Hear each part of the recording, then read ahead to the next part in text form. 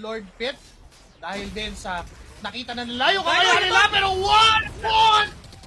Hindi makabasag pinggan ngayon yung PDA niya dahil sa ginagawang control dito nila Daddy Penalty JP. zone! We have the penalty zone inside. Yes, Lord man! taken by Carl. CC Ready J. Mapapatumba doon ni Ohep. Nakadalawa pa nga sa kanyang mga bala.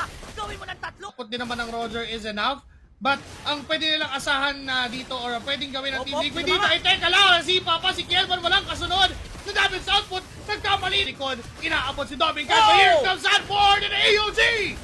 Parehas walang nabakura na tatamaan doon ng Team Liquid. Pero sila yung lamang. Ito na yung aso. Magwawala na si Doming with like and pounds. Pero nailagan yun. Nakatakas pa rin si Sanford. Si Holy Moly ngayon ang para ilaban ng Aurora Gaming. Itong Lord na to.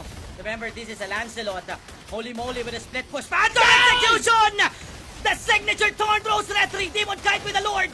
Papalag naman ngayon sa hero. Ang kupunan ng Cavalry. They got Demon Kite on the backside. Naka-pre-hit sa Feather Airstrike doon si Sanji. Nakuha ng mga members ng Aurora. Inuupos na lang ng Team Liquid ang Aurora pero nakalusot.